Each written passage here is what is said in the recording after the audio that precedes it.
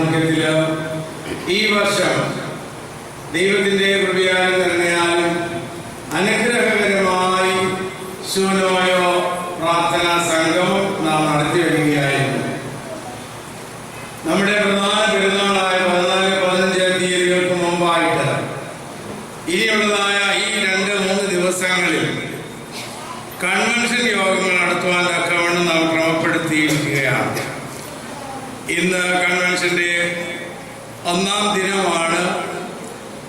ഇന്ന് നമുക്ക് ദൈവവചനം സംസാരിപ്പാൻ തക്കവണ്ണം ദൈവം കൂട്ടിവരുത്തിയിരിക്കുന്നത് ബഹുമാനപ്പെട്ട വർഗീസ് അച്ഛനെയാണ്.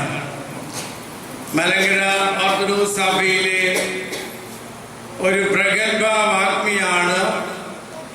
നമ്മുടെ ഈ ചാപ്പലിലെ മുൻ വികാരിയാണ്. ഇപ്പോൾ MGOCSMന്റെ ജനറൽ സെക്രട്ടറിയായി സേവനമനുഷ്ഠിക്കുന്നു. ബഹുമാനപ്പെട്ട അച്ഛനോട് ഏതാണ്ട് 1 മാസത്തിന് മുമ്പാണ് ഈ വിവരം അറിയിച്ചത്. വളരെ സന്തോഷത്തോടെ അദ്ദേഹം ഇത് സ്വീകരിക്കുകയും കൃത്യസമയത്ത് തന്നെ വന്നു ചേരുകയും ചെയ്തു. നിങ്ങളുടെ എല്ലാവരുടെയും പേരിൽ ബഹുമാനപ്പെട്ട അച്ഛനെ ഞാൻ സ്വാഗതം ചെയ്യുന്നു. നമ്മുടെ ഈ ദേവാലയത്തിലെ ഒരംഗം നമ്മുടെ ബഹുമാനപ്പെട്ട സിജു തോമസ് അച്ഛനും ഇന്ന് സന്ധ്യാപ്രാർത്ഥനയിലൂടെ എത്തിയിട്ടുണ്ട്.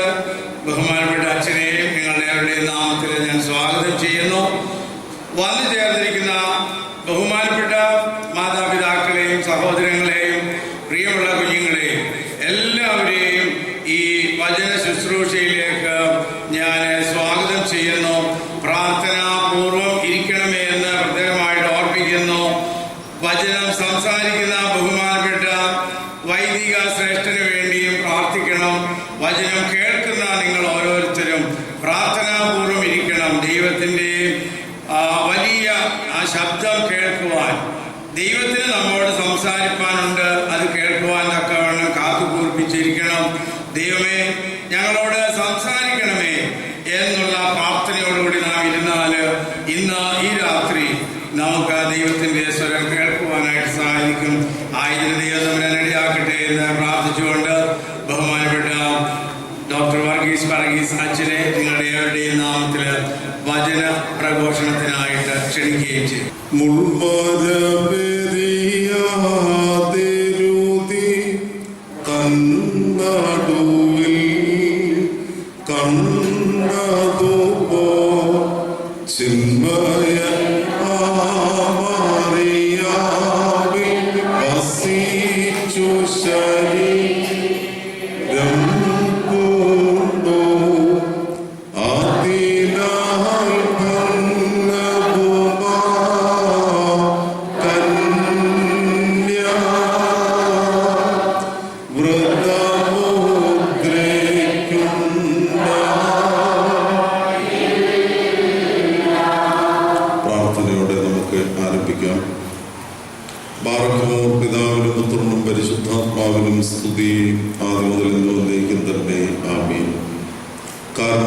സർവശക്തനും ഞങ്ങളെ കരുതുന്നവനുമായ സ്വർഗ്ഗസ്ഥ പിതാവേ, തിരുനിവാസസ്ഥലത്ത് തിരുസന്നിധിയിൽ തിരുവചന ശുശ്രൂഷയ്ക്കായി ഞങ്ങളെ തന്നെ സമർപ്പിക്കുന്നു.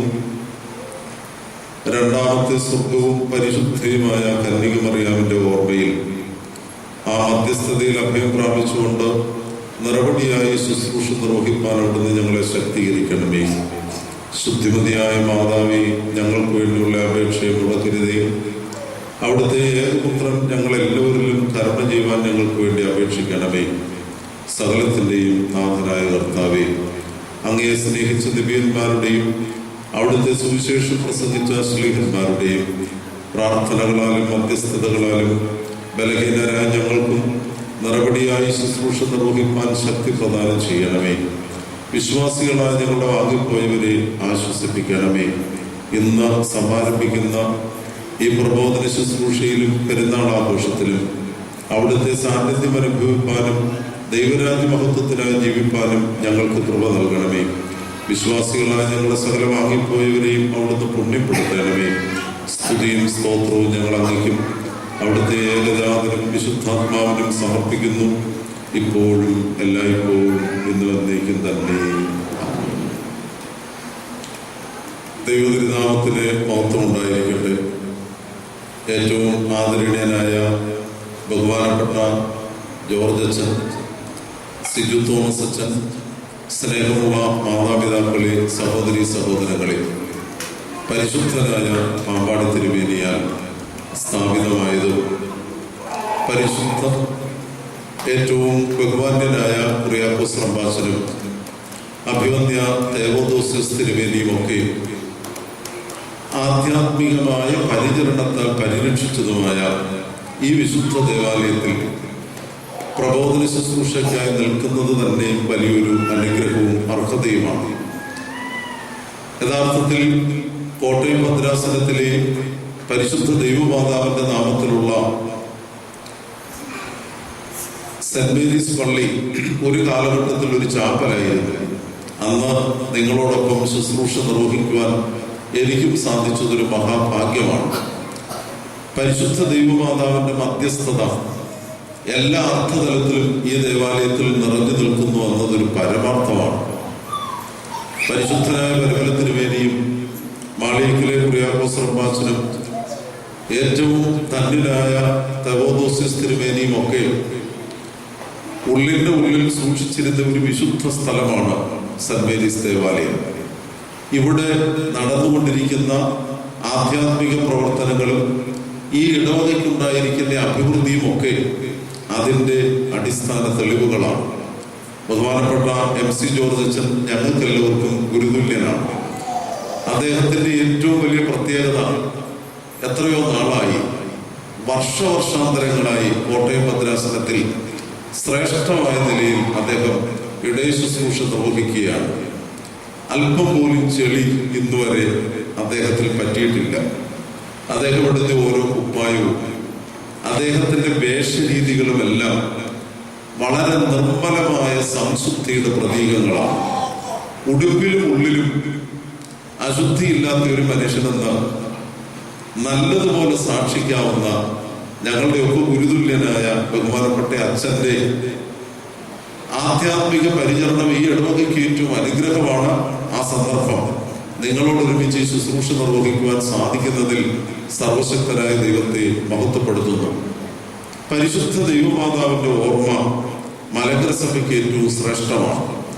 പൗരസ്ത്യ സഭയുടെ ആരാധനാ ജീവിതത്തിൽ അമ്മയുടെ പ്രാധാന്യം വളരെ വലുതാണ്. പ്രതിദിന പ്രാർത്ഥനകളിലും ആരാധനാ വർഷത്തിന്റെ അനവധി അവസരങ്ങളിലുമൊക്കെ അമ്മയുടെ ഓർമ്മ എത്രയോ ആദരപൂർവമാണ് നമ്മുടെ പിതാക്കന്മാർ ക്രമീകരിച്ചിരിക്കുന്നത്. ഏറ്റവും പ്രധാനപ്പെട്ട പെരുന്നാള് ശൂനോയോ പെരുന്നാളാണ്. ഓഗസ്റ്റ് മാസം 15-ാം തീയതി നമ്മൾ ആചരിക്കുന്നത് അമ്മയുടെ വാങ്ങിപ്പിന്റെ പെരുന്നാൾ. മാർച്ച് മാസം 25 മാറാനായ പെരുന്നാളാണ്. എങ്കിലും പ്രധാന ഓർമ്മ പരിശുദ്ധ ദൈവമാതാവിന് ലഭിച്ച വചനിപ്പിന്റെ സ്മരണയാണ്. ഡിസംബർ മാസം 26-ാം തീയതി അമ്മയുടെ പുകഴ്ച പെരുന്നാളാണ്. ജനുവരി മാസം 15-ാം തീയതി വിത്തുകളെ പ്രതി, കതിരുകളെ പ്രതിയുള്ള മനോഹരമായ കാർഷിക പശ്ചാത്തലത്തിൽ ഉടലെടുത്ത ശ്രേഷ്ഠമായ പെരുന്നാളാണ്. എൽദോ പെരുന്നാളിന് മുൻപുള്ള ഞായറാഴ്ചകളിൽ ഒരു ഞായറാഴ്ച പ്രത്യേകം ക്രമീകരിച്ചിരിക്കുന്നു പരിശുദ്ധ ദൈവമാതാവിനോടുള്ള വചനിപ്പിന്റെ ദിവസം. എത്ര മനോഹരമായിട്ടാണ് ഒരു വർഷത്തെ ആരാധന ശ്രേണി മാതാവിനോടുള്ള ആദരവും മധ്യസ്ഥതയുടെ തീവ്രതയും പിതാക്കന്മാർ ഈ പെരുന്നാൾ ആഘോഷങ്ങളിലൂടെ പഠിപ്പിക്കുന്നത്. അതുപോലെ തന്നെയാണ് എല്ലാ ദിവസത്തെയും നമസ്കാരങ്ങളിൽ ഒരു പ്രത്യേക സമയം തന്നെ, പ്രത്യേക യാമം തന്നെ, 3-ാം മണിയുടെ യാമം തന്നെ അമ്മയോടുള്ള മധ്യസ്ഥതയ്ക്ക് വേണ്ടി പിതാക്കന്മാരെ ക്രമീകരിച്ചിരിക്കുകയാണ്. കഷ്ടാനുഭവ ആഴ്ച ഒഴികെ പ്രത്യേകിച്ച് ആ സന്ദർഭങ്ങൾ അമ്മയുടെ സാന്നിധ്യം വളരെ നിറവോടെ നിൽക്കുന്നു എന്നത് സത്യമാണ്. കഷ്ടാനുഭവ ആഴ്ച ഒഴികെയുള്ള എല്ലാ പ്രതിദിന പ്രാർത്ഥനകളിലും പൗരസ്ത്യ സഭ ഒന്നാമതായി പ്രഥമമായി മധ്യസ്ഥത അർപ്പിക്കുന്നത് പരിശുദ്ധ അമ്മയുടെ ശ്രേഷ്ഠമായ നാമത്തിലാണ്.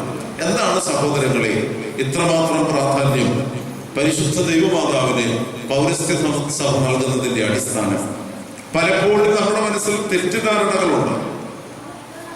നമ്മുടെ സ്ഥാനത്ത് നിന്ന് നമുക്ക് വേണ്ടി അമ്മ അപേക്ഷിക്കുന്നു. യഥാർത്ഥത്തിൽ നമ്മോടൊപ്പം ദൈവസാന്നിധ്യം അനുഭവിച്ചുകൊണ്ട് ഈ ഉത്തരാധുനിക കാലഘട്ടത്തിലെ പ്രതിസന്ധികളുടെ നടുവിൽ അമ്മ കൂടെയുണ്ട് എന്ന സത്യമാണ് മധ്യസ്ഥതയിലൂടെ പഠിപ്പിക്കുന്നത്. അല്ലാതെ നമുക്ക് പകരമായി നമ്മുടെ അസാന്നിധ്യത്തിൽ നമ്മുടെ എല്ലാ പ്രശ്നങ്ങളും അത് അമ്മ പരിഹരിക്കുമെന്ന ചിന്ത ഓർത്തഡോക്സുകാരെ സംബന്ധിച്ച് മധ്യസ്ഥതയ്ക്കില്ല. യഥാർത്ഥത്തിൽ എന്താണ് മധ്യസ്ഥത? അർത്ഥതലങ്ങൾ പലപ്പോഴും അർത്ഥശോഷണത്തിലേക്ക് എത്തുകയാണ്. ദൈവത്തിനും മനുഷ്യർക്കുമിടയിലുള്ള ഏക മധ്യസ്ഥൻ സർവശക്തനായ യേശു ക്രിസ്തുവാണ്. എന്നാൽ ക്രിസ്തുവിനോടുള്ള ബന്ധത്തിൽ യേശു ക്രിസ്തുവിന്റെ ശരീരമാകുന്ന സഭയിൽ വാങ്ങിപ്പോയ സകല വിശുദ്ധന്മാരും സജീവരായി ആരാധനയിൽ നിലകൊള്ളുകയാണ്. അതിൽ പ്രഥമ സ്ഥാനത്ത് വിശ്വാസ സമൂഹത്തിന്റെ കൂടെ നിന്നുകൊണ്ട് അമ്മ നമുക്ക് വേണ്ടി പ്രാർത്ഥിക്കുന്നു. അതാണ് മധ്യസ്ഥതയുടെ അർത്ഥം. അതുകൊണ്ടാണ് പിതാക്കന്മാർ പാടിയത്, നിഷ്ഠയിൽ നിന്നെ പെറ്റ പാവന കന്യകയോടൊപ്പം നാഥാദേവ നൽകുക യോഗ്യത നിസ്തുതി പാടാൻ. സഹോദരങ്ങളെ, അമ്മ നമ്മോടൊപ്പമുണ്ട്. സകല വിശുദ്ധന്മാരും നമ്മോടൊപ്പമുണ്ട്. നാം ദൈവസന്നിധിയിൽ പ്രാർത്ഥിക്കുമ്പോൾ ചരിത്ര ലോകത്തിൽ ജീവനോടെ ഇരിക്കുന്നുവെന്ന് നാം വിശേഷിപ്പിക്കുന്ന വ്യക്തികൾ മാത്രമല്ല, ആദാമും ഹവ്വായും മുതൽ ദൈവസന്നിധിയിലേക്ക് വാങ്ങിപ്പോയി വീണ്ടെടുപ്പിന്റെ ശക്തിയാൽ വിശുദ്ധന്മാരുടെ സമൂഹത്തിലേക്ക് ചേർക്കപ്പെട്ട എല്ലാവരും നമ്മോടൊപ്പം നിന്ന് പ്രാർത്ഥിക്കുകയാണ്. ഇതാണ് പരിശുദ്ധ സഭയെ സംബന്ധിച്ച് മധ്യസ്ഥതയുടെ അർത്ഥം. അവിടെയാണ് മാതാവിന്റെ സാന്നിധ്യത്തിന് പ്രാധാന്യത്തിന് സഭ ഏറ്റവും അധികം അമ്മയുടെ സാന്നിധ്യം വിശ്വാസ സമൂഹത്തിൽ നിറഞ്ഞു നിൽക്കുന്നു എന്ന സത്യം വിശ്വാസികൾക്ക് ബോധ്യം വരുവാനാണ് പ്രതിദിന പ്രാർത്ഥനയിലും ആണ്ടടക്കമുള്ള പ്രാർത്ഥനകളിലും ഏറ്റവും അധികമായി അമ്മയോടുള്ള ആദരവും മധ്യസ്ഥതയുടെ തീവ്രതയും പിതാക്കന്മാർ പഠിപ്പിക്കുന്നത്. വളരെ സംക്ഷിപ്തമായി പരിശുദ്ധ ദൈവമാതാവിന്റെ ശ്രേഷ്ഠതയും പ്രത്യേകിച്ച് പെരുന്നാളിന്റെ ഒക്കെ അർത്ഥതലവും പഠിപ്പിക്കുന്ന ഒരു ചെറിയ വാചകം നിങ്ങളുടെ ശ്രദ്ധയിലേക്ക് ഞാൻ കൊണ്ടുവരികയാണ്. ഉത്തമഗീതം 2-ാം അധ്യായം 4-ാമത്തെ വാക്യത്തിന്റെ 2-ാമത്തെ ഭാഗം. ഉത്തമഗീതം 2-ാം അധ്യായം 4-ാമത്തെ വാക്യത്തിന്റെ 2-ാം ഭാഗം. എന്റെ മീതെ അവൻ പിടിച്ചിരിക്കുന്ന കൊടി സ്നേഹമായിരുന്നു. എന്റെ മീതെ അവൻ പിടിച്ചിരിക്കുന്ന കൊടി സ്നേഹമായിരുന്നു. അനുഗ്രഹിക്കപ്പെട്ട ദൈവമക്കളെ, അമ്മയാരാണ്? പരിശുദ്ധ ദൈവമാതാവിന്റെ ശ്രേഷ്ഠത എന്താണ്? ശലോമോൻ രാജാവ് 2 അർത്ഥതലത്തിലാണ് ഉത്തമഗീതം മനോഹരമായി ഈ കാവ്യം ചമച്ചിരിക്കുന്നത്. ഒന്ന്, സർവശക്തനായ ദൈവം തെരഞ്ഞെടുത്തിരിക്കുന്ന ജനമായ ഇസ്രായേൽ മക്കൾ, അവരെ ഏറ്റവും ശ്രേഷ്ഠമായ ബന്ധത്തിന്റെ പ്രതീകമായി ഭാര്യ-ഭർതൃബന്ധത്തിന്റെ അടിസ്ഥാനത്തിൽ പിതാവാ ദൈവം നമ്മെ സംരക്ഷിക്കുന്ന ഭർത്താവായും, അതേസമയം ആ മനോഹരമായ തോട്ടത്തിൽ അവനെ അന്വേഷിക്കുന്ന, പ്രിയതമനെ അന്വേഷിക്കുന്ന സ്നേഹത്തിന്റെ മൂർത്തിഭാവമായ ഭാര്യ. അവിടെയാണ് ബന്ധത്തിന്റെ തീവ്രത വ്യക്തമാക്കുന്നത്. മനോഹരമായ തോട്ടവും അതിൽ അധിവസിക്കുന്ന പ്രിയതമനും, ആ പ്രിയതമന്റെ ഏറ്റവും വാത്സല്യഭാതനമായ ഭാര്യയും. ഈ ഒരു ബന്ധം പഴയ നിയമത്തിൽ, എബ്രായ ചരിത്രത്തിൽ യഹോവയും ജനവും തമ്മിലുള്ള ബന്ധമാണ്. എന്നാൽ ഇത് ഉത്തമഗീതം പരിശുദ്ധ സഭയുടെ പിതാക്കന്മാരെ സംബന്ധിച്ചോ മശീഹാ തമ്പുരാനാൽ തെരഞ്ഞെടുക്കപ്പെട്ട, വിളിച്ചു വേർതിരിക്കപ്പെട്ട പരിശുദ്ധ സഭയുടെ പ്രതീകമാണ്. അതുകൊണ്ടാണ് സഭ പഠിപ്പിക്കുന്നത്, ഓരോ വിവാഹ ശുശ്രൂഷയിലും ആവർത്തിച്ച് നമ്മെ പിതാക്കന്മാർ ഓർമ്മിപ്പിക്കുന്നു, വിജാതീയ പുത്രിയെ തനിക്ക് മണവാട്ടിയായി തെരഞ്ഞെടുത്ത സ്വർഗീയ മണവാളനായ മശീഹാ തമ്പുരാനെ നിനക്ക് സ്തുതി. യഥാർത്ഥത്തിൽ സഹോദരങ്ങളെ, നമ്മുടെ ശ്രേഷ്ഠത കൊണ്ടല്ല, നമ്മുടെ കഴിവുകൊണ്ടല്ല, മറിച്ച് മശീഹാ തമ്പുരാൻ സ്വന്തം രക്തവും സ്വന്തം മാംസവും നമുക്ക് തന്ന് വീണ്ടെടുപ്പിലൂടെ നമ്മെ വിളിച്ചു വേർതിരിച്ചിരിക്കുന്നു. ഏത് പദവിയിലേക്ക്? മശീഹായുടെ വലതുവശത്ത് നിൽക്കുന്ന മണവാട്ടിയുടെ പദവിയിലേക്ക്. ഇതാണ് ഉത്തമഗീതത്തിന്റെ പ്രമേയ പശ്ചാത്തലം. മറ്റൊരു മനോഹര അർത്ഥമുണ്ട്. അവിടെയാണ് പരിശുദ്ധ ദൈവമാതാവിന്റെ ശ്രേഷ്ഠത ഈ വേദഭാഗത്തിലൂടെ പ്രതികരിക്കപ്പെടുന്നത്. ഉൽപ്പത്തി പുസ്തകം 3-ാം അധ്യായം മുതൽ ചരിത്രത്തിൽ എന്ന് ദൈവസന്നിധിയിൽ നിന്ന് മനുഷ്യൻ മാറ്റപ്പെട്ടോ അന്ന് മുതൽ ചരിത്രത്തിൽ വലിയൊരു പ്രതീക്ഷയുണ്ട്. എന്താണ് പ്രതീക്ഷ? യഹോവയായ ദൈവം പറുദീസയിൽ വെച്ച് പാപം ചെയ്ത മനുഷ്യനെ പറുദീസയിൽ നിന്ന് പുറത്താക്കുമ്പോൾ അതിന് കാരണക്കാരനായ പാമ്പിനോട് പറഞ്ഞു, നിനക്കും സ്ത്രീക്കും മധ്യേ ഞാൻ ശത്രുത ക്രമീകരിച്ചിരിക്കുന്നു. എന്നിട്ട് പാമ്പിനോട് സർവശക്തൻ അരുൾ ചെയ്യുന്ന ഒരു വാക്കുണ്ട്: സ്ത്രീയുടെ സന്തതി സർപ്പത്തിന്റെ തലയെ ചതയ്ക്കും. സ്ത്രീയുടെ സന്തതി സർപ്പത്തിന്റെ തലയെ ചതയ്ക്കും.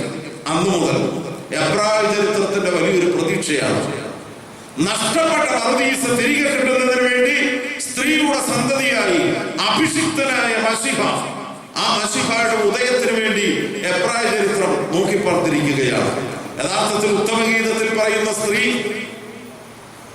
രത്നങ്ങളിൽ ശ്രേഷ്ഠയായിരിക്കുന്ന രാജകുമാരി, പ്രിയതമന് വേണ്ടി കാത്തിരിക്കുന്ന ശ്രേഷ്ഠവും ഏറ്റവും അനുഗ്രഹിക്കപ്പെട്ടവളുമായ സ്ത്രീ, അത് കാലസമ്പൂർണതയിൽ ഉദരത്തിൽ സർവശക്തനെ വഹിച്ച ദൈവത്തിന്റെ അമ്മയായ പരിശുദ്ധ ദൈവമാതാവാണ്. ആ അമ്മ സൃഷ്ടിയോട് വിളിച്ചു പറയുന്ന മനോഹര വാക്കാണ് യഥാർത്ഥത്തിൽ ശലോമോനിവിടെ പ്രതിപാദിക്കുന്നത്. ഉത്തമഗീതം 2-ാം അധ്യായം 4-ാം വാക്യത്തിന്റെ 2-ാം ഭാഗം: എന്റെ മീതെ അവൻ പിടിച്ചിരുന്ന പൊടി സ്നേഹമായിരുന്നു. എന്റെ മീതെ അവൻ പിടിച്ചിരുന്ന പൊടി ബാക്കി എന്നെ സ്നേഹമായിരുന്നു. അനുഗ്രഹിക്കപ്പെട്ട ദൈവമക്കളെ, സ്നേഹം ചരിത്രത്തിലേക്ക് വ്യക്തിപരമായി ഉദയം ചെയ്തു. ആരിലൂടെ? പരിശുദ്ധ അമ്മയിലൂടെ.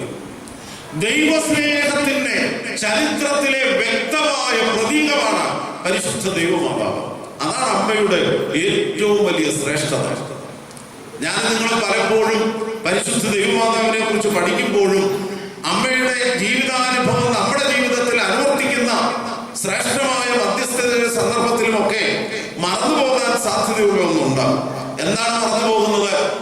അമ്മ ലോകത്തിന് കാണിച്ചു തന്ന, ലോകത്തിനെ വ്യക്തമാക്കി തന്ന ഏറ്റവും വലിയ വരദാനം എന്ന് പറയുന്നത് ദൈവസ്നേഹമാണ്. ദൈവസ്നേഹമാണ്. എന്താണ് ഇതിന്റെ അർത്ഥതലം?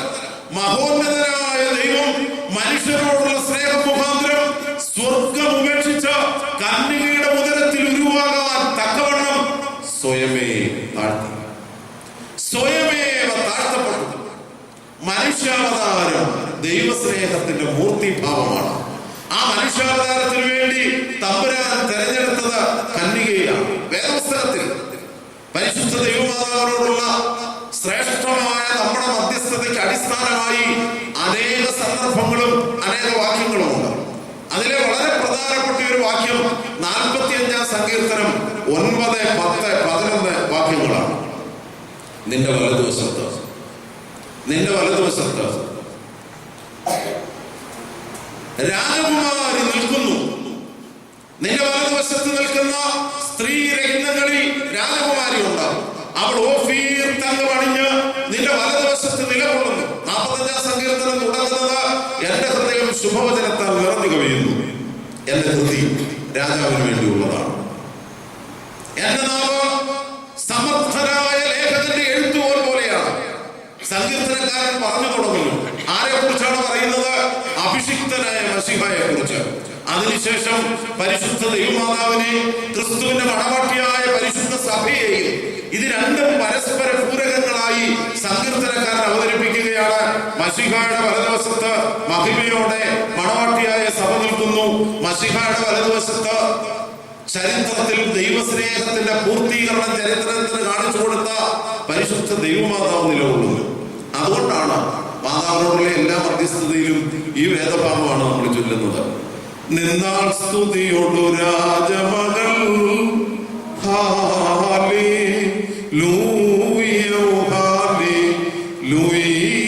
നിൻ വലമായി രാജഭാവിനിയും. എത്ര മനോഹരമായി പിതാക്കന്മാർ ക്രമീകരിച്ചിരിക്കുന്നു. 3 വീക്ഷണങ്ങൾ ഇതിനുണ്ട്. ഒന്ന്, ഞാൻ ഓർമ്മിപ്പിച്ചതുപോലെ മശിഹയുടെ വലതുവശത്ത് നിൽക്കുന്ന മണവാട്ടി, സ്ത്രീ രത്നം, അത് കർത്താവ് വിളിച്ചു വേർതിരിച്ച് തന്റെ സ്വന്തം രക്തത്താൽ വീണ്ടെടുത്ത പരിശുദ്ധ സഭയാണ്. അതുകൊണ്ടാണ് 1-ാം ബുക്കിലെയോ ദൈവമാതാവിനെ കുറിച്ച് മാത്രമല്ല, പരിശുദ്ധ സഭയെ കുറിച്ചുമാണ്.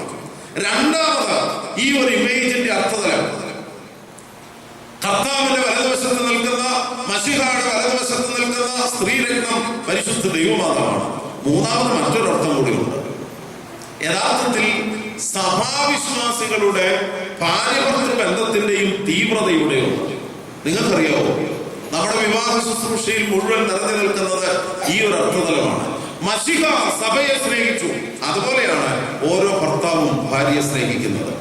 മശിഹ സഭയ്ക്ക് വേണ്ടി സ്വപ്രാണനെ സമർപ്പിച്ചു, അതുപോലെയാണ് നല്ല കുടുംബജീവിതത്തിൽ ഓരോ ഭർത്താവും തന്റെ ഇംഗിതങ്ങളെല്ലാം പരിത്യജിച്ച് ശ്രേഷ്ഠമായ കുടുംബജീവിതത്തിൽ ഉന്നത സ്ഥാനം സ്ത്രീക്ക് നൽകി ആദരിക്കും. അതുകൊണ്ടാണ് വിവാഹശേഷം പുരുഷൻ എവിടെയെങ്കിലും ഇരിക്കുന്നെങ്കിൽ, അവനെ ആരെങ്കിലും സ്വീകരിക്കുന്നെങ്കിൽ, അവന്റെ വലതുവശത്ത് അവന്റെ ആര് കാണും? ഭാര്യ കാണും. അതാണ് വേദപുസ്തകം പഠിപ്പിക്കുന്ന പരിശുദ്ധ ദൈവമാതാവിന്റെ മധ്യസ്ഥതയിൽ വളരെ വ്യക്തമായി സഭ പഠിപ്പിക്കുന്ന ദൈവസ്നേഹത്തിന്റെ പ്രതീകം. എന്താണ് സഹോദരങ്ങളെ ഇതിന്റെ അർത്ഥം? നമുക്ക് യഥാർത്ഥത്തിൽ തമ്പുരാൻ ചൊരിഞ്ഞു തന്ന സ്നേഹം, മനുഷ്യവർഗത്തോട് ദൈവം തമ്പുരാൻ കാണിച്ച സ്നേഹം, അത് നമ്മുടെ കുടുംബജീവിതത്തിലും നമ്മുടെ സാമൂഹ്യ ജീവിതത്തിലും മനോഹരമായി പ്രതിബിംബിപ്പിക്കുവാൻ ഞാൻ നിങ്ങളും കടപ്പെട്ടവരാണ്. അവിടെയാണ് യഥാർത്ഥത്തിൽ അമ്മയുടെ മധ്യസ്ഥതയുടെ തീവ്രതയും ആ ശ്രേഷ്ഠത നമ്മുടെ പ്രായോഗിക ജീവിതത്തിൽ വ്യക്തമാക്കുന്ന അർത്ഥതലങ്ങൾ. നിങ്ങൾക്കറിയാമല്ലോ, വിവാഹ ശുശ്രൂഷ അവസാനിക്കുമ്പോൾ പുരുഷന്റെ വലതു കൈയിലേക്ക് സ്ത്രീയുടെ വലതു കൈ കൊടുത്തിട്ട് അച്ഛൻ പറയും, എന്റെ മക്കളെ, ഹൃദയങ്ങളെ അറിയാത്തവന്റെ മുൻപാകെയല്ല, ബാക്കിയല്ല, അറിയുന്നവന്റെ മുൻപാകെയാണ് നിങ്ങൾ നിൽക്കുന്നത്. ഇതാ ഈ സമയം മുതൽ ഞാൻ നിങ്ങളെ പരസ്പരം, ബാക്കി പറ, പരസ്പരം വലിയ ഗമേലിരിക്കുകയല്ല, ബാക്കി പറയുന്നു, പരസ്പരം ഗമേൽപ്പിക്കുന്നു. എന്നിട്ട് പറഞ്ഞു, നീ കഴിച്ചില്ലെങ്കിലും ഇവൊക്കെ കഴിക്കാൻ കൊടുക്കണം, നീ ഉടുത്തില്ലെങ്കിലും ഇവൊക്കെ പറവാക്കി. എന്തൊരു കരുതലാണ്! കാരണം ഈ ബന്ധം മശിഹായും സഭയും തമ്മിലുള്ള ബന്ധമാണ്. ഈ ബന്ധം ചരിത്ര ലോകത്തിന് കന്യകയുടെ ഉദരത്തിൽ തമ്പുരാനെ വിട്ടുകൊടുത്ത പരിത്യാഗത്തിന്റെ, മനുഷ്യ സ്നേഹത്തിന്റെ മനോഹര ദൃശ്യമാണ്. അതുകൊണ്ടാണ് ഈ വേദഭാഗത്തിൽ ശലോമോൻ വർഷവർഷാന്തരങ്ങൾക്ക് മുൻപേ പരിശുദ്ധ ദൈവമാതാവിന്റെ ശ്രേഷ്ഠത പ്രകടമാക്കിയപ്പോൾ അമ്മയെ കുറിച്ച് വിളിച്ചു പറഞ്ഞു. അമ്മ കർത്താവുമായുള്ള ബന്ധത്തിന്റെ തീവ്രത വിളിച്ചു പറയുവാൻ ഭാര്യഭർത്തൃ ബന്ധത്തിന്റെ അടിസ്ഥാനത്തിൽ തന്നെ പറഞ്ഞു, എനിക്ക് മീതെ അവൻ പിടിച്ചിരുന്ന പൊടി, ബാക്കി പറഞ്ഞു, എനിക്ക് മീതെ അവൻ പിടിച്ചിരുന്ന പൊടി. പക്ഷെ ഇന്ന് എനിക്ക് മീതെ അവൻ പിടിച്ചിരുന്ന പൊടി ശകാരവാക്കുകളും ശക്തമായ ആയുധങ്ങളും ഒലക്കയും വടിയും ഇതൊക്കെയായി തീർന്നിരിക്കുകയാണ്. അതല്ല സഹോദരങ്ങളെ അമ്മ നമ്മിൽ നിന്ന് പ്രതീക്ഷിക്കുന്നത്. അമ്മയുടെ ശ്രേഷ്ഠമായ ഈ പെരുന്നാൾ ആഘോഷം, ആ പെരുന്നാൾ ആഘോഷത്തിൽ അമ്മ നമ്മെ മനസ്സിലാക്കി തരുന്നത് ഉത്തമമായ കുടുംബജീവിതവും ആ കുടുംബജീവിതത്തിന്റെ പ്രതിഫലനം സമൂഹത്തിൽ വരുമ്പോഴുമാണ് യഥാർത്ഥത്തിൽ ദൈവസ്നേഹത്തിന്റെ പ്രതീകങ്ങളായി, പ്രതിസ്ഫുരണങ്ങളായി ഞാൻ നിങ്ങൾ തീരുന്നത്. വീണ്ടും ഞാൻ ആവർത്തിക്കുന്നു, എനിക്ക് മീതെ അവൻ പിടിച്ചിരുന്ന പൊടി, ബാക്കി പറഞ്ഞു. നസ്രത്തിലെ കൊച്ചു ഭവനത്തിൽ മാലാഖ ഈ പെൺകൊച്ചിനോട് പറഞ്ഞു, എന്ത് പറഞ്ഞു? കൃപ നിറഞ്ഞവളേ, നിനക്ക് ദൈവത്തിന്റെ ആത്മാവ് നിന്റെ മേൽ വരും. നീ ഗർഭം ധരിച്ച് ഒരു മകനെ പ്രസവിക്കും, അവന് ദൈവം നമ്മോടുകൂടെ അർത്ഥമുള്ള. നിങ്ങൾ ഓർത്ത് നോക്കിക്കേ, അമ്മ ദൈവസ്നേഹം സ്വീകരിച്ചത് ദൈവഹിതത്തിന് വിധേയപ്പെട്ടാണ്. അതുകൊണ്ട് അമ്മ ലോകത്തിന് വ്യക്തമാക്കുന്ന ദൈവസ്നേഹത്തിന്റെ അടിസ്ഥാനം തമ്പുരാനോടുള്ള വിധേയത്വവും അനുസരണവുമാണ്. അനുസരണം എന്ന വാക്ക് പറഞ്ഞാൽ ഇന്ന് അനുസരണക്കേടാണ്. കാരണം അനുസരണത്തിനൊന്നും അർത്ഥമില്ലാതെ അതപ്പതിച്ചിരിക്കുകയാണ്. പരസ്പര സ്നേഹമില്ല, പരസ്പര വിധേയത്വമില്ല, പരസ്പരം അനുസരണമില്ല. ഇന്ന് നടക്കുന്നത് തോന്നിയവാസം, അവനവന്റെ താല്പര്യം. അത് കുടുംബത്തിലും ഇടവകയിലും ഒരുമിച്ച് കൂടുന്നിടത്തുമല്ല എല്ലാവർക്കും താല്പര്യം ഞാൻ എന്ത് ചിന്തിക്കുന്നുവോ അത് നടക്കണം. എന്നാൽ സഹോദരങ്ങളെ, അമ്മ പഠിപ്പിക്കുന്ന അനുസരണത്തിന് ചില മാനദണ്ഡങ്ങളുണ്ട്, ചില ശ്രേഷ്ഠമായ വശങ്ങളുണ്ട്. ഇസ്രായേലിന്റെ ചരിത്രത്തിൽ എബ്രായ കുഞ്ഞുങ്ങളെ എല്ലാം മിസ്രൈമിൽ വെച്ച് കൊല്ലുകയാണ്. പിറന്നു വീഴുന്ന കുഞ്ഞുങ്ങൾ, എബ്രായ കുഞ്ഞുങ്ങളെ മുഴുവൻ ആൺകുഞ്ഞുങ്ങളെ എല്ലാം ഈജിപ്തിൽ വെച്ച് കൊന്നുകൊണ്ടിരിക്കുകയാണ്. അപ്പോഴാണ് മനോഹരനായ ഒരു കുഞ്ഞുണ്ടായി, ഒരു എബ്രായ സ്ത്രീക്ക്. ആ എബ്രായ സ്ത്രീയെ പ്രസവ സംരക്ഷണത്തിന് വേണ്ടി ചെന്ന സൂതികർമ്മിണികൾ അവരെ കൊച്ചിന്റെ മുഖം കണ്ടപ്പോ പറഞ്ഞു, രാജാവിന്റെ കൽപ്പന അവിടെ നിൽക്കട്ടെ. ഈ കുഞ്ഞ് മനോഹര രൂപിയാണ്, ഇവരെ കൊല്ലരുത്.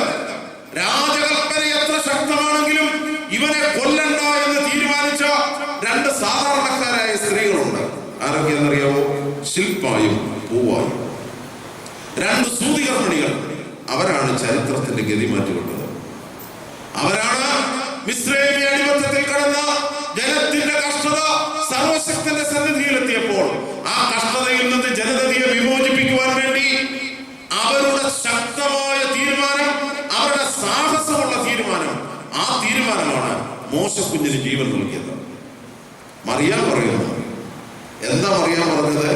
ഇതാ ഞാൻ കർത്താവിന്റെ ദാസൻ, നിന്റെ ഇഷ്ടം പോലെ എനിക്ക് ഭവിക്കട്ടെ. മറിയാം, മറിയാം എന്ന എബ്രായ പദത്തിന്റെ അർത്ഥം തന്നെ എന്റെ ഉടയവൻ കർത്താവാണെന്ന്. മറിയാം പലപ്പോഴും ഈ ഇംഗ്ലീഷുകാരൊക്കെ അതിന് തോട്ടക്കാരി എന്നും മറ്റു തരത്തിലുള്ള അർത്ഥങ്ങളൊക്കെ കൊടുക്കും. എന്നാൽ സുറിയാനിക്കാരുടെ അർത്ഥതലം മറിയോ ഈ, അതാണ് മറിയാം ആയി തീർന്നത്. തമ്പുരാനാണ് എന്റെ ഉടയവൻ. 14-ാമത്തെ വയസ്സിൽ ആരുപോലുമില്ലാതെ ദേവാലയത്തിൽ വളർത്തപ്പെട്ടു. 14 വർഷം. നന്നേ ചെറുപ്പത്തിൽ യുയാക്കീമും ഹന്നായും മാതാപിതാക്കൾ മരിച്ചു. ആരും ഈ ചരിത്ര ലോകത്തിൽ ഒരു സഹായത്തിനായിട്ടില്ല. പക്ഷെ അമ്മയുടെ മനസ്സിൽ നിറഞ്ഞു നിൽക്കുന്ന ഒരു വാക്കുണ്ട്, എന്റെ ഉടയവൻ തമ്പുരാനാണ്, എന്റെ ഉടയവൻ കർത്താവാണ്. അതുകൊണ്ടാണ് അമ്മ ഈ സാഹസത്തിന് മുതിർന്നത്. എന്താണ് സാഹസം? ദൈവസ്നേഹം. ദൈവസ്നേഹം അമ്മ സ്വീകരിക്കുവാൻ തയ്യാറായി. അതിന് വിവാഹ നിശ്ചയമോ യഹൂദ സാമൂഹ്യ നീതിയോ ഒന്നും അമ്മയെ ബാധിച്ചില്ല. അതുകൊണ്ടാണ് അമ്മ പറഞ്ഞത്, ഇതാ ഞാൻ കർത്താവിന്റെ ദാസി, നിന്റെ ഇഷ്ടം പോലെ എനിക്ക്. പലപ്പോഴും വിധേയത്വത്തിന്റെയും അനുസരണത്തിന്റെയും അർത്ഥതലം എന്താണോ? നീതിക്കനുസരിച്ച് വിധേയപ്പെടുവാൻ സാധിക്കണം. നീതിക്കനുസരിച്ച് വിധേയപ്പെടുന്നതാണ് പെൺമയുടെ ഭംഗി. ഇന്ന് പെൺമ മുടിഞ്ഞു പോയിക്കൊണ്ടിരിക്കുകയാണ്. സോളാറും അതും ഇതും ഒക്കെ വന്നപ്പോ, അല്ലെ, സംവരണവും സ്ഥാനമാനങ്ങളും കൂടിക്കഴിഞ്ഞപ്പോ പെൺമ തലതിരിഞ്ഞ് അന്വേഷിക്കുകയാണ്, നന്മ അന്വേഷിക്കുകയാണെന്നാ പറയുന്നത്. പക്ഷെ സംഭവിക്കുന്നത് മുഴുവൻ തിന്മ. അതേസമയം സ്ത്രൈണഭാവത്തിന്റെ ശ്രേഷ്ഠത എന്താണ്? ധൈര്യപൂർവം ദൈവഹിതത്തിന് വിധേയപ്പെട്ടുകൊണ്ട് ആ ദൈവഹിതത്തിന് വിധേയപ്പെടുന്നതിലെ സാഹസികത. എന്റെ ഉടയവൻ എന്റെ കർത്താവാണ്. ഈ ബോധ്യമാണ് യഥാർത്ഥത്തിൽ സഹോദരങ്ങളെ ദൈവസ്നേഹത്തിന്റെ അടിസ്ഥാനം. അതുകൊണ്ടാണ് ശലോമോൻ വർഷാന്തരങ്ങൾക്ക് മുൻപ് മനോഹരമായി ഈ വാചകം വിളിച്ചു പറഞ്ഞത്, എന്റെ മീതെ അവൻ പിടിച്ചിരുന്ന പൊടി പറവാക്കി, എന്റെ മീതെ അവൻ പിടിച്ചിരുന്ന പൊടി, എന്റെ മീതെ അവൻ പിടിച്ചിരുന്ന പൊടി. ആ ബന്ധം അതാണ് എന്നും നിലനിൽക്കുന്നത്. സഭ പഠിപ്പിക്കുന്നു പുരുഷ ബന്ധം കൂടാതെ കന്യകയുടെ ഉദരത്തിൽ കുഞ്ഞുരുവായി. സഭ വീണ്ടും പറഞ്ഞു, അവൾ കുഞ്ഞിനെ പ്രസവിച്ചതിന് ശേഷവും ബാക്കിയല്ല കന്യകയായി. സാധാരണ നിലയിൽ ഇതൊക്കെ പറഞ്ഞാൽ ആർക്കും മനസ്സിലാകത്തില്ല. ഒരാൾ തർക്ക വിതർക്കങ്ങളുടെ നടുവിൽ ഭയങ്കര ശക്തിയോടെ തർക്കിച്ചു. ഈ കന്യകയാണെന്ന് ഇത്ര നിർബന്ധം പിടിക്കേണ്ട ആവശ്യമില്ല. കുറെ നേരം തർക്കിച്ചു കഴിഞ്ഞപ്പോ തിരിച്ചു ചോദിച്ചു, ആ കന്യകയാണെന്ന് പറഞ്ഞാൽ നിനക്കെന്നെ ഇത്ര വിഷമം ചോദിച്ചു. എന്തൊരു ഭയങ്കരമായിട്ടാണ് പിതാക്കന്മാർ പഠിപ്പിച്ചത്. അത്ഭുതമാം ഫലമേകും വൃക്ഷം കർക്കശമാം ശിലമീലേവം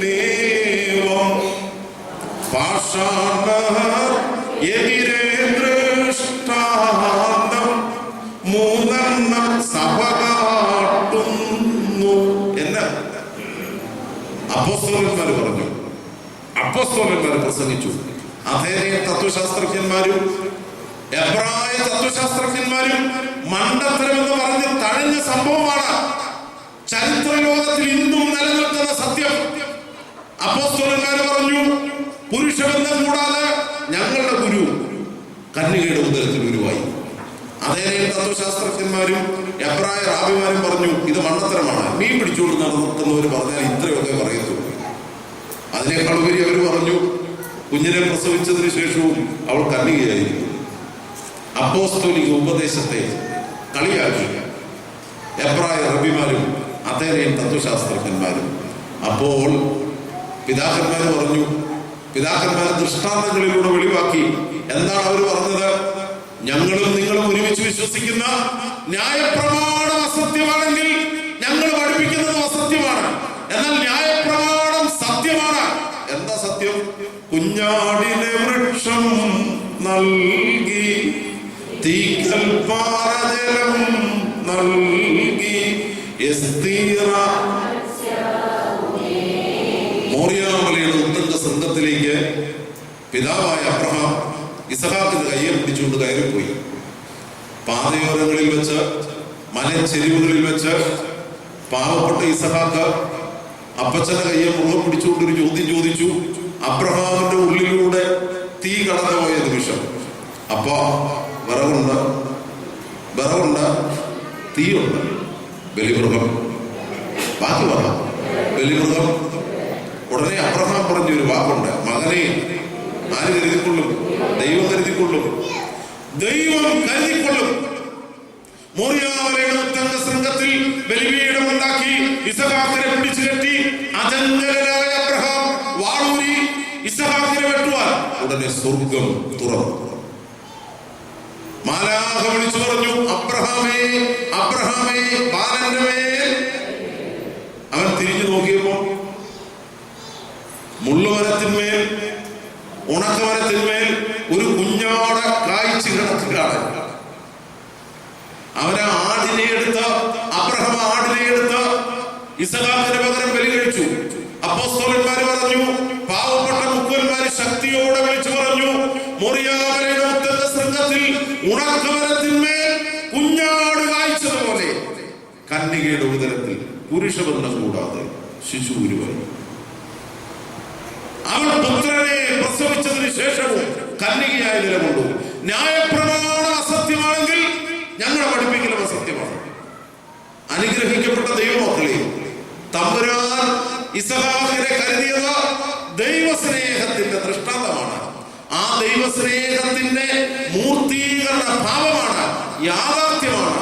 കന്യകയുടെ ഉദരത്തിൽ ബാക്കി പറ ശിശു ഉരുവായത്. അതുകൊണ്ടാണ് ശലോമോൻ പറഞ്ഞത്, എനിക്ക് മീതെ അവൻ പിടിച്ചിരുന്ന കൊടി, ബാക്കി പറ എനിക്ക് മീതെ അവൻ പിടിച്ചിരുന്ന കൊടി. എത്രയോ സന്ദർഭങ്ങളിൽ, എത്രയോ വീണുപോകുന്ന സന്ദർഭങ്ങളിൽ തമ്പുരാന്റെ ദൈവസ്നേഹം ചരിത്രത്തിൽ വെളിപ്പെട്ടു. പിതാക്കന്മാർ പറഞ്ഞു, കുഞ്ഞാടിനെ വൃക്ഷം നൽകി. ഒന്നോർത്ത് നോക്കിക്കേ, മിസ്രൈമിലെ അടിമത്തത്തിൽ നിന്ന് മോശമുഖാന്തരം ജനതയെ വിടുവിച്ചു. മോശയും അഹ്റോനും മരുഭൂമിയിലൂടെ ജനത്തെ നടത്തുകയാണ്. ഒരു തുള്ളി വെള്ളമില്ല. നിങ്ങൾക്കറിയാം, ഓരോ സന്ദർഭങ്ങളും വഴി നടത്തുന്നവർ അഭിമുഖീകരിക്കുന്ന പ്രതിസന്ധികൾ വളരെ വലുതാണ്. ഒരു ചെറിയ പ്രശ്നമുണ്ടായാൽ നേരെ തിരിഞ്ഞ് ആദ്യം കുറ്റം പറയുന്നത് ആരെയായിരിക്കും? അച്ഛനെയായിരിക്കും. അത് ട്രസ്റ്റിക്ക് പറ്റിയാലും, കമ്മിറ്റിക്കാർക്ക് പറ്റിയാലും, സൺഡേ സ്കൂളുകാർക്ക് പറ്റിയാലും കുറ്റം ആരുടേതാ? അതുകൊണ്ടാണ് അഹ്റോനോടും മോശയോടും ജനം പുറപുറത്തു. എന്താണ് ജനം പുറപുറത്തത്? മിസ്രൈമിലെ അടിമത്തം, അതായത് ഞങ്ങൾക്ക് നല്ലതാണ്, കാരണം ഇവിടെ വെള്ളമില്ല. തമ്പുരാന്റെ മുൻപാകെ മോശ കമിഴ്ന്നു വീണ് കരഞ്ഞു പ്രാർത്ഥിച്ചു. ഉടനെ സർവശക്തൻ പറഞ്ഞു, അല്പം കൂടെ മുൻപോട്ട് പോയാൽ അവിടെ ഒരു അരുവി കാണും, ആ അരുവിയിൽ നിന്ന് ജനത്തിന് വെള്ളം കോരി കൊടുക്കാൻ പറഞ്ഞു. അങ്ങനെയാണോ പറഞ്ഞേ? എന്റെ നേരെ നോക്കുന്നേ, അങ്ങനെയാണോ പറഞ്ഞേ? അല്ല, പറഞ്ഞത് ഇങ്ങനെയാണ്.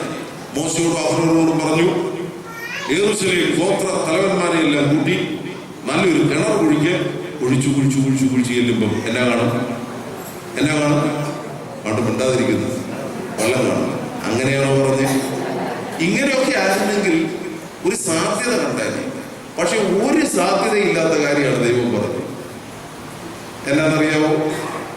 യഹോവയായ ദൈവം മോശയോട് പറഞ്ഞു, സീൻ മരുഭൂമിയിൽ കത്തുന്ന ചൂടോടുകൂടി നിൽക്കുന്ന ഒരു തീക്കൽ പാറയുണ്ട്. ആ പാറക്കെട്ട് നീ അടിക്കണം. പാറക്കെട്ട് നീ അടിച്ചാൽ എന്നെ പുറപ്പെടും? പറവാക്കി. ഇത് മോശയുടെ കഴിവല്ല, ഗോത്ര തലവന്മാരുടെ കഴിവല്ല, അഹ്റോന്റെ കഴിവല്ല, മറിച്ച് മരുഭൂമിയിലെ അസാധ്യതയുടെ നടുവിൽ സാധ്യത ഉളവാക്കിയത് തമ്പുരാന്റെ കഴിവാണ്. മരുഭൂമിയിലെ അസാധ്യതയുടെ നടുവിൽ സാധ്യത ഉളവാക്കിയത് ദൈവത്തിന്റെ കരുണയാണ്. മോശ വാറൊക്കെ പിടിച്ചു. എന്നാ പുറപ്പെട്ടു? വെള്ളം പുറപ്പെട്ടു.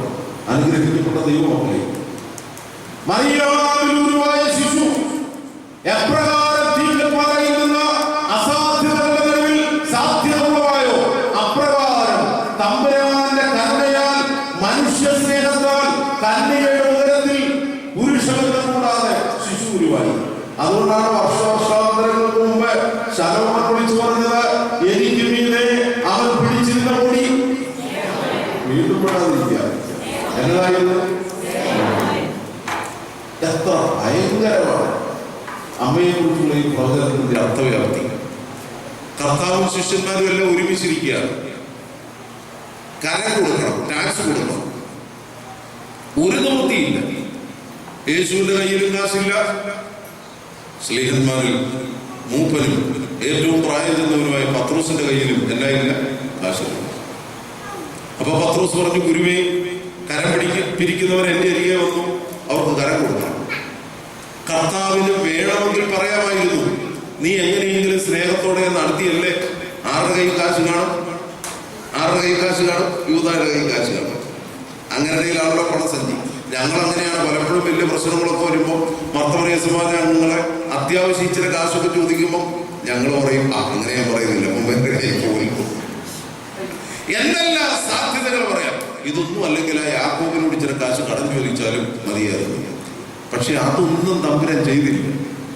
തമ്പുരാൻ പത്രോസിനോട് പറഞ്ഞു, കാര്യം എന്താണെന്നറിയോ? പത്രോസിന്റെ കഴിവിലല്ല സഭയുടെ അടിസ്ഥാനം, അപ്പോസ്തലന്മാരുടെ സാധ്യതകളിലല്ല പരിശുദ്ധ സഭയുടെ അടിസ്ഥാനം.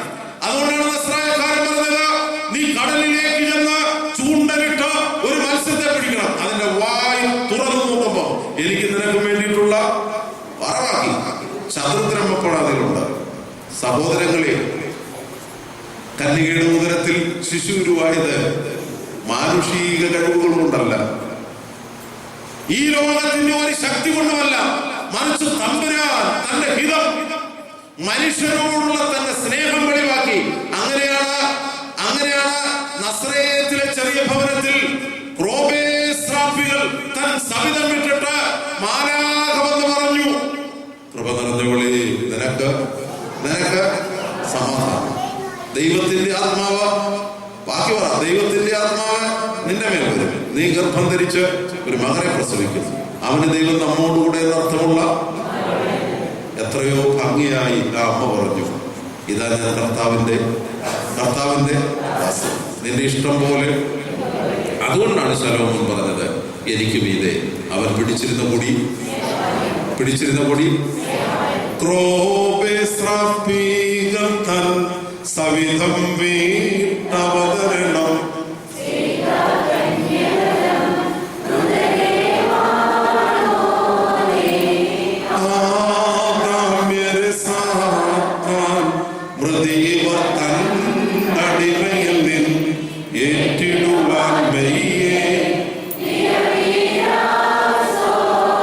അമ്മ ഇന്നും നമുക്ക് പകർന്നു തരുന്നത് ഈ ദൈവസ്നേഹമാണ്.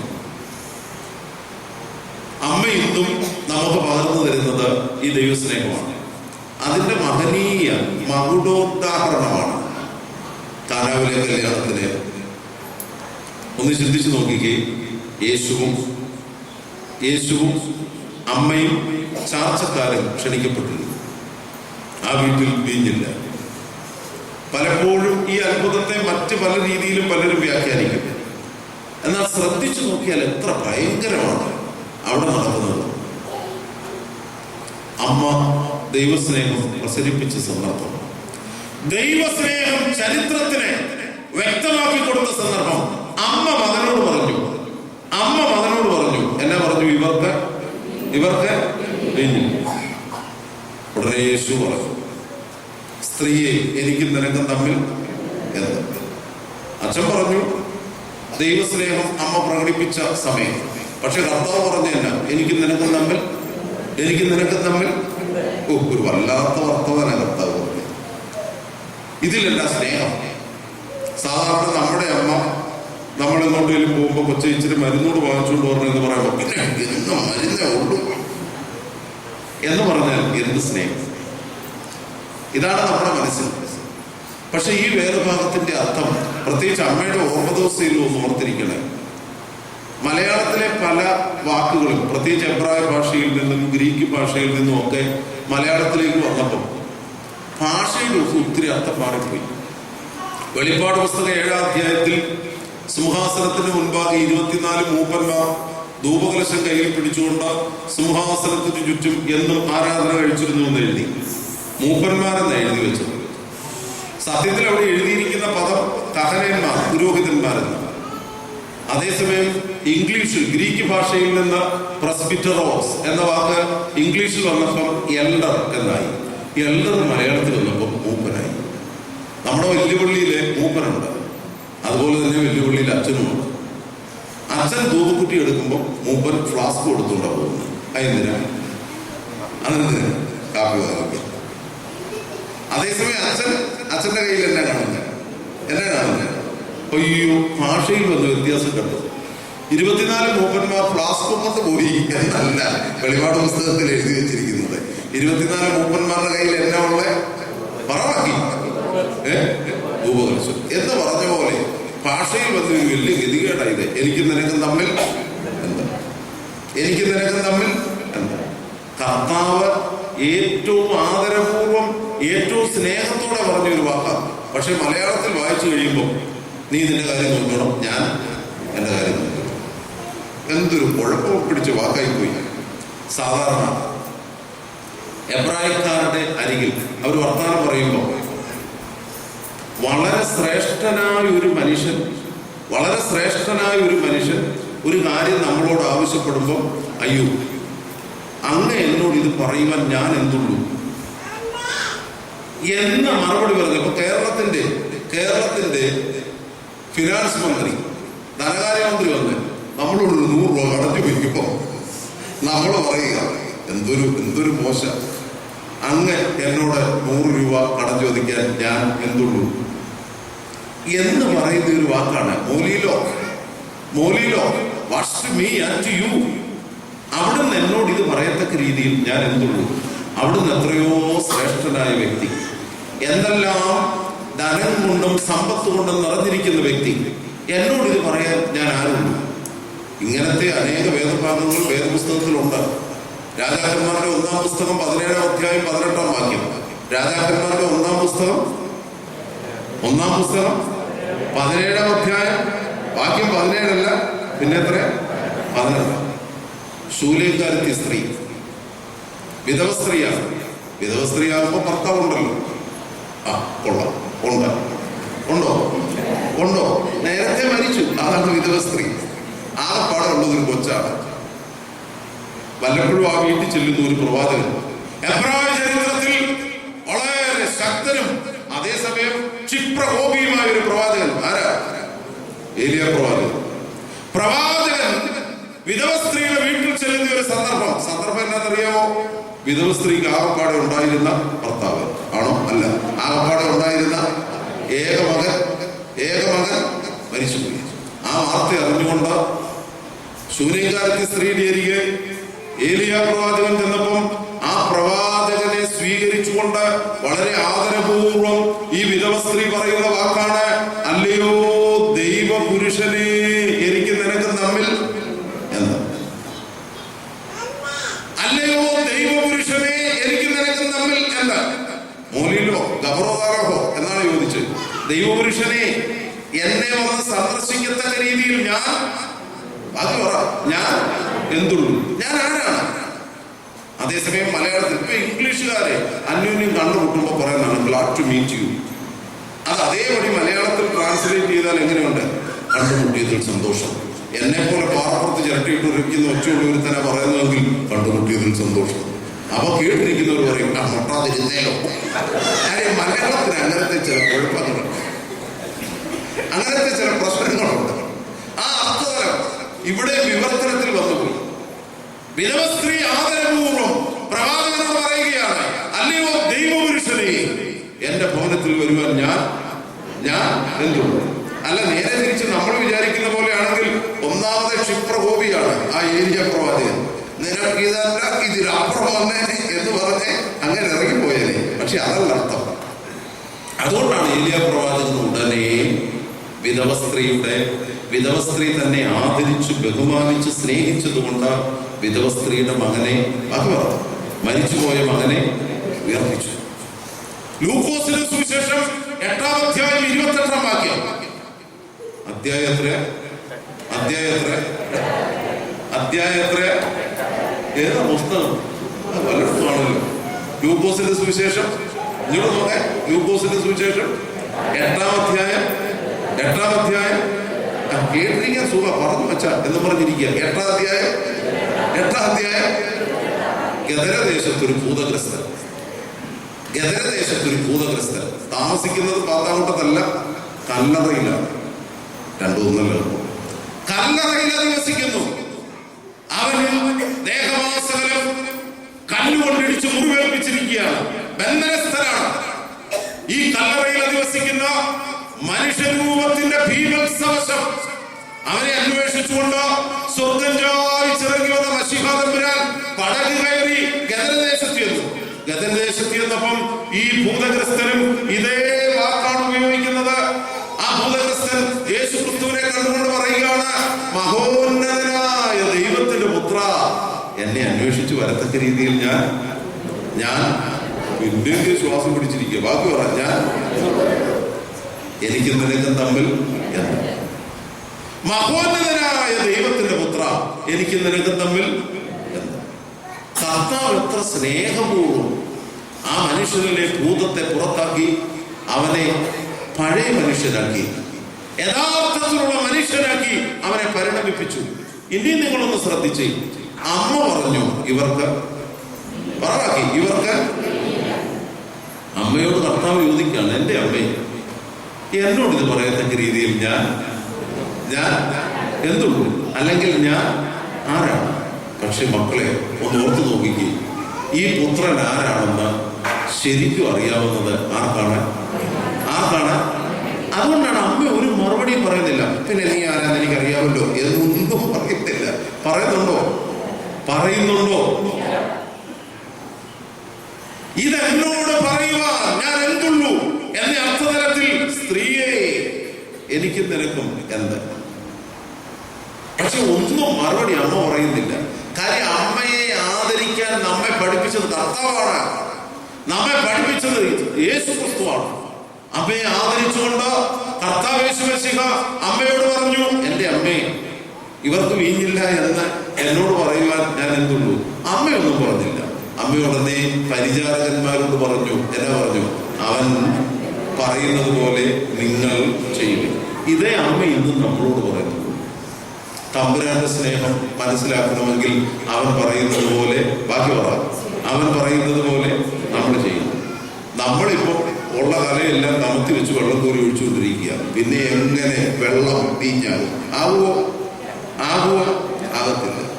തമ്പുരാനൊന്നും നോക്കത്തക്ക രീതിയിൽ സർവശക്തന്റെ കരുണ എനിക്ക് നിങ്ങൾക്ക് ലഭിക്കത്തക്ക രീതിയിൽ ഞാനും നിങ്ങളും ദൈവഹിതത്തിന് അനുസരണമായി തീരണം. അതാണ് അമ്മ പറയുന്നത്. അതുകൊണ്ടാണ് ഞാൻ ഓർമ്മിപ്പിച്ചത്. അമ്മയിന്നും ദൈവസ്നേഹം നമുക്ക് വേണ്ടി ശ്രേഷ്ഠമായ മധ്യസ്ഥതയിലൂടെ തിരുസന്നിധിയിൽ മശീഹായുടെ വലതുവശത്ത് നിന്ന് നമുക്ക് വേണ്ടി പ്രാർത്ഥിക്കുകയാണ്. എന്താണ് നമ്മൾ ചെയ്യേണ്ടത്? അവൻ പറയുന്നത് പോലെ അവൻ പറയുന്നത് പോലെ ചെയ്യുവാൻ നമ്മൾ കടപ്പെട്ടവരാണ്. കാരണം അത്രമാത്രം ദൈവസ്നേഹം അവൻ നമുക്ക് വെളിപ്പെടുത്തി തന്നു. അതുകൊണ്ടാണ് മഹാനായ ശലോമോൻ തലമുറകൾക്ക് മുൻപേ വിളിച്ചു പറഞ്ഞു, എന്റെ മീതെ അവൻ പിടിച്ചിരുന്ന കൊടി. എന്റെ മീതെ അവൻ പിടിച്ചിരുന്ന കൊടി. സഹോദരങ്ങളെ, ഈ ചാപ്പലിന്റെ പഴയ അവസ്ഥ, ഈ പടിഞ്ഞാറെ വാതിക്കൽ വന്ന് എത്രയോ മനുഷ്യർ, ഈ ചുറ്റുപാടുള്ള എത്രയോ മനുഷ്യർ വേദനയോടെ പ്രാർത്ഥിച്ചു. ഒരു കുഞ്ഞു പള്ളിയായിരുന്ന സമയത്ത് പോലും അനേകർക്ക് ദൈവസ്നേഹം ഈ മനോഹര സ്ഥലത്ത് നിന്ന് അനുഭവിക്കുവാൻ സാധിച്ചു. കാരണം ഇന്നും ശ്രേഷ്ഠമായ പ്രാർത്ഥനയുടെ തണലിൽ അമ്മ നമ്മളോട് പറയുന്നു, എനിക്ക് മീതെ അവൻ പിടിച്ചിരുന്ന കൊടി സ്നേഹമായിരുന്നു. ഇത് മനസ്സിലാക്കാൻ നമുക്ക് സാധിച്ചാൽ അവിടെയാണ് ദൈവസ്നേഹത്തിന്റെ ശ്രേഷ്ഠത, അമ്മയുടെ ഓർമ്മ ദിവസം നമ്മുടെ മനസ്സിലേക്ക്, നമ്മുടെ ജീവിതത്തിലേക്ക് ശക്തമായി കടന്നു വരുവാൻ ഇടയാകുന്നത്. ഭക്തർ പുകഴ്ച ഭാജനമേ നിന്നിലുദിച്ചോ ഏകസുതൻ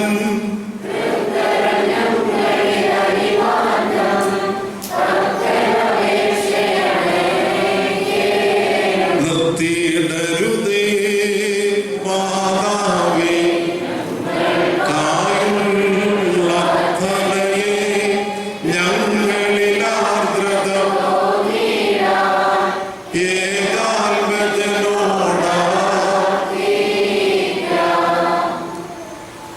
തമ്പുരാൻ അമ്മയോടുള്ള സ്നേഹം മനോഹരമായി പ്രകടമാക്കി മറ്റൊരു നിമിഷമുണ്ട്. കർത്താവിന്റെ ക്രൂശിന്റെ ചുവട്ടിൽ യോഹന്നാന്റെ സുവിശേഷം 19-ാം അധ്യായം 24 മുതലുള്ള വാക്യങ്ങളാണ്. തമ്പുരാന്റെ ക്രൂശിന്റെ ചുവട്ടിൽ അമ്മ നിൽക്കുകയാണ്. അത് പറഞ്ഞ് ഞാൻ അവസാനിപ്പിക്കുക.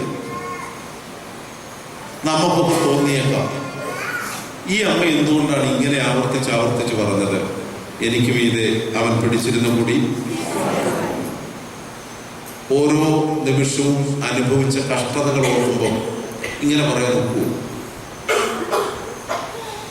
പരിശുദ്ധ ദൈവമാതാവിനെ കുറിച്ചുള്ള ബന്ധം, ആ ഒരു അനുഭവം ആഴത്തി പഠിക്കണം കേട്ടോ. ഒരു പെങ്കൊച്ചെന്ന നിലയിൽ നന്നേ ചെറുപ്പത്തിൽ അമ്മയുടെ മാതാപിതാക്കൾ മരിച്ചുപോയി. മാതാപിതാക്കളില്ലാതെ വളർത്തപ്പെട്ട കുഞ്ഞുങ്ങൾക്കറിയാം എന്തും മാത്രം കഷ്ടതകളും ദുരിതങ്ങളും ജീവിതത്തിൽ ഉണ്ടായത്. അങ്ങനെയുള്ളവർക്ക് പറയാൻ ഒക്കുമോ, എനിക്ക് മീതെ അവൻ പിടിച്ചിരുന്ന കൂടി സാധിക്കൂ. 14 വയസ്സുള്ളപ്പോൾ 4 ഇരട്ടി പ്രായമുള്ള മനുഷ്യനുമായിട്ട് വിവാഹ നിശ്ചയം നടത്തി. എന്നെ സ്വസ്ഥതയാണ്, എന്നെ സമാധാനമാണ്, എന്നെ ദൈവസ്നേഹമാണ് ഈ അമ്മയ്ക്ക് കിട്ടിയെന്ന് നമുക്ക് തോന്നിപ്പോകും. വിവാഹ നിശ്ചയം ചെയ്യപ്പെട്ട് കഴിഞ്ഞപ്പോഴാണ് നീതിമാനായ യൗസേപ്പുമായിട്ടുള്ള ആ ബന്ധത്തിന് വിള്ളൽ സംഭവിക്കുന്ന സംഭവം ഉണ്ടാകുന്നത്. കന്യക ഗർഭിണിയായി അറിയപ്പെടുന്നു. വിശുദ്ധ മത്തായിയുടെ സുവിശേഷം 1-ാം അധ്യായം 24-25 വാക്യങ്ങൾ. യോസേഫ് ഉറക്കമുണർന്നു. ദൂതൻ കൽപ്പിച്ചതുപോലെ കന്യകയെ ചേർത്തു. പരിശുദ്ധ ദൈവമാതാവിനെ കുറിച്ച് സഭ പഠിപ്പിക്കുമ്പോൾ, കർത്താവ് യേശു മിശിഹായുടെ ജനന പെരുന്നാളിനെ കുറിച്ച് സഭ പഠിപ്പിക്കുമ്പോൾ സഭ വളരെ വ്യക്തമായി ഈ യൗസേപ്പിനുണ്ടായ വെളിപാട് പഠിപ്പിക്കുന്നു. എന്തിനാ ഈ യൗസേപ്പിനുണ്ടായ വെളിപാട് പഠിപ്പിക്കുന്നത്? കന്യകയിൽ ഗുരുവായിരിക്കുന്നത് പുരുഷ ബന്ധത്താൽ അല്ല എന്ന് ചരിത്രത്തോട് വിളിച്ചു പറഞ്ഞത് ആരാന്നറിയാവോ?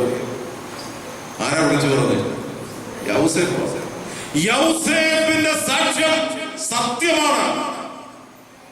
അതാണ് യൗസേപ്പിനുണ്ടായ വെളിപാടിന്റെ ശ്രേഷ്ഠത. എന്താ യൗസേപ്പിനുണ്ടായ വെളിപാട്?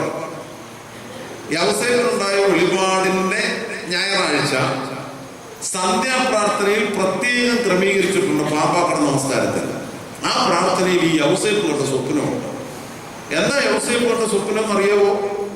യൗസേപ്പ് ഒരു കൊട്ടാരം സ്വപ്നം കണ്ടു. എന്താ ഈ കൊട്ടാരത്തിന്റെ പ്രത്യേകത? വാതിലുകൾ അടച്ചിരിക്കുന്നു. കൊട്ടാരത്തിന്റെ വാതിലുകൾ അടച്ചിരിക്കുന്നു. ഉടനെ നമുക്കൊക്കെ ആണെങ്കിൽ പെട്ടെന്ന് തോന്നും കൊട്ടാരത്തിൽ ആരില്ല. അപ്പൊ നമ്മളൊരു വീട്ടിലേക്ക് എത്തുക, വാതിൽ അടച്ചിരിക്കുക. ഉടനെ നമുക്ക് തന്നെ മനസ്സിലാവും ഈ വീട്ടിൽ പിള്ളേരൊക്കെ കോളേജിൽ പഠിക്കുമ്പോൾ പ്രിൻസിപ്പളിനെ കാണാൻ വേണ്ടി ഓടിച്ചില്ലും. അതേ പ്രിൻസിപ്പളിന്റെ ഓഫീസ് റൂമിന്റെ പുറത്ത് നിന്ന് കൂട്ടിയിരിക്കുക. ഉടനെ നമ്മൾ ചിന്തിച്ചു, പ്രിൻസിപ്പൾ എവിടെയില്ല, ഓഫീസിൽ. യൗസേപ്പ് കൊണ്ട് സ്വപ്നം ഇതാണ്, ഒരു കൊട്ടാരം, അതിന്റെ വാതിലടച്ചിരിക്കുന്നു. പക്ഷേ യൗസേപ്പിന് വെളിപ്പെട്ടത് എന്താണ്? വാതിലുകൾ അടച്ചിരിക്കുന്ന കൊട്ടാരത്തിന്റെ ഉള്ളിൽ രാജാവ് സ്ഥിതി ചെയ്യുന്നു. അതുകൊണ്ടാണ് ഉറക്കമുണർന്ന് ആരെ ചേർത്തത്? കന്യകയെ ചേർത്തത്. യൗസേപ്പിന് മനസ്സിലായി, വാതിലുകൾ അടച്ചിരിക്കുന്ന ഈ കൊട്ടാരത്തിന്റെ ഉള്ളിൽ സ്വർഗസ്ഥനായ രാജാവ് അധിവസിക്കുന്നു.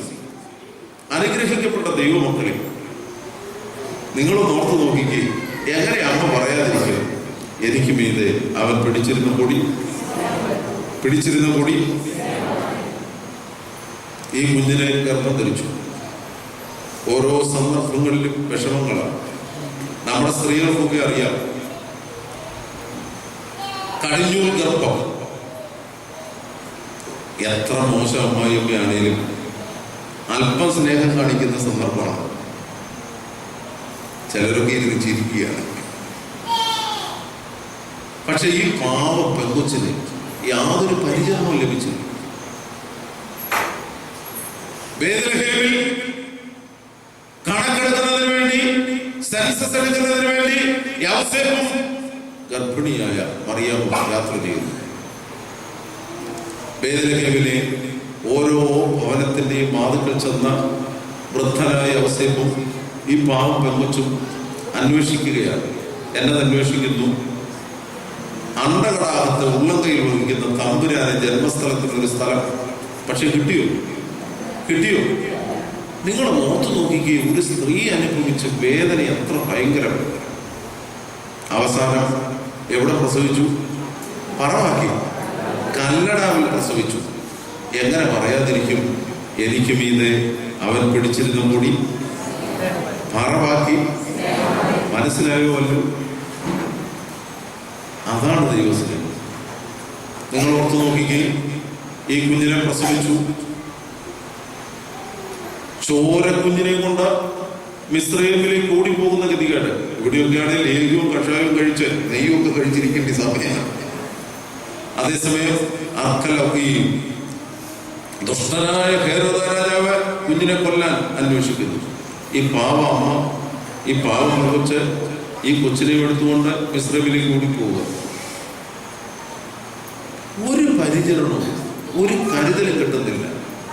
പക്ഷേ അമ്മയ്ക്ക് നല്ല ബോധ്യമുണ്ട്. എന്നതാണ് അമ്മയ്ക്ക് ബോധ്യമുള്ളത്? എനിക്ക് മീതെ അവൻ പിടിച്ചിരുന്ന പൊടി. ഒന്ന് ശരിക്കും പറഞ്ഞല്ലേ? നിങ്ങൾക്കറിയാം, പണ്ട് നമ്മുടെയൊക്കെ നസ്രാണി കുടുംബങ്ങളിൽ നമ്മുടെ അമ്മമാർ അനുഭവിച്ച വേദന എത്ര ഭയങ്കര. കൂട്ടുകുടുംബ വ്യവസ്ഥിതിയിൽ എല്ലാവർക്കും വേണ്ടി പാചകം ചെയ്യണം.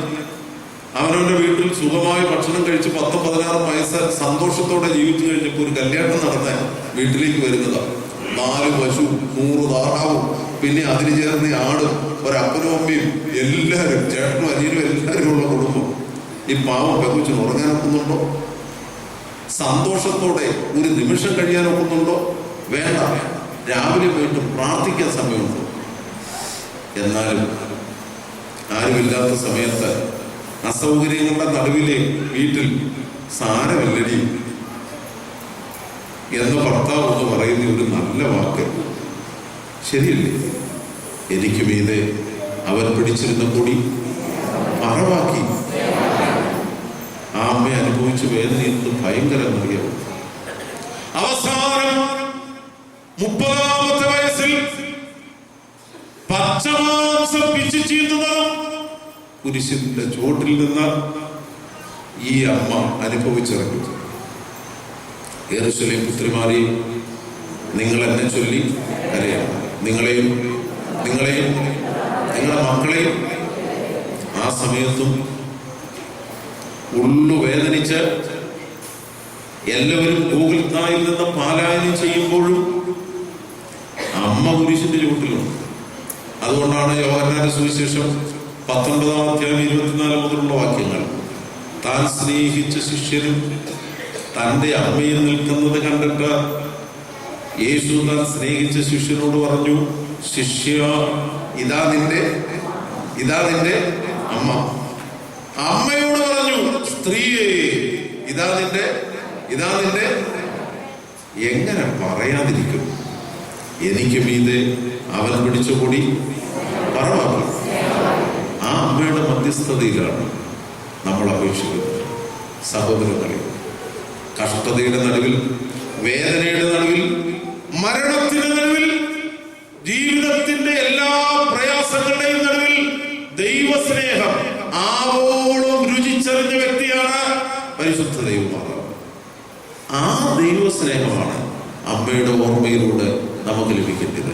നമ്മുടെ രോഗം, നമ്മുടെ കഷ്ടപ്പാട്, നമ്മൾ അനുഭവിക്കുന്ന വേദനകൾ, സഹോദരങ്ങളെ, അതിൻ്റെ നടുവിലും ബന്ധത്തിന്റെ തീവ്രത നശിക്കാതെ പ്രായമായ അപ്പച്ചനെയും അമ്മയെയും ശുശ്രൂഷിക്കുന്നതിലൂടെ, രോഗികളെ കരുതുന്നതിലൂടെ, കഷ്ടപ്പാടിന്റെയും വേദനയുടെയും നടുവിലും ലഭിച്ചിരിക്കുന്ന നല്ല അവസരങ്ങളും തമ്പുരാൻ തന്നെ ആരോഗ്യവും അത് ദൈവസ്നേഹത്തിന്റെ പ്രതിബിംബങ്ങളാണെന്ന് മനസ്സിലാക്കി ജീവിക്കാൻ സാധിച്ചാൽ അമ്മയെ പോലെ നമുക്ക് പറയുവാൻ സാധിക്കും, എനിക്ക് മീതെ അവൻ പിടിച്ചിരുന്ന പൊടി സ്നേഹമായിരുന്നു.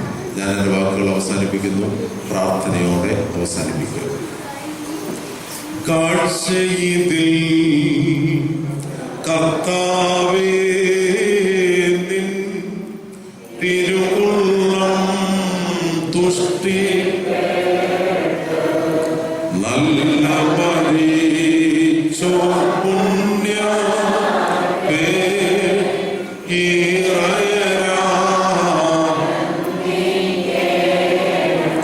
മഹത്വമുള്ളവനായ പിതാവിന്റെ മാർവിൽ നിന്നിറങ്ങി കാലസമ്പൂർണതയിൽ പരിശുദ്ധ കന്യകയുടെ മടിയിൽ അധിവസിച്ച മശിഹ തമ്പുരാനെ, അവിടുത്തെ കരുണയിൽ അഭയം പ്രാപിച്ച് നിന്റെ ദൈവനോട് ഞങ്ങൾ അപേക്ഷിക്കുന്നു. അമ്മയെ പോലെ കഷ്ടപ്പാടിന്റെ നടുവിലും ജീവിത ദുരിതത്തിന്റെ നടുവിലും ദൈവസ്നേഹത്തിന്റെ പ്രതിബിംബങ്ങളായി ഈ ചരിത്ര ലോകത്തിൽ തീരുവാൻ ഞങ്ങളെ ശക്തീകരിക്കണമേ. അമ്മയെ പോലെ ദൈവഹിതത്തിന് വിധേയപ്പെട്ട ദൈവസ്നേഹം ലോകത്തിൽ വ്യക്തമാക്കുവാൻ ഞങ്ങൾക്ക് കൃപ നൽകണമേ.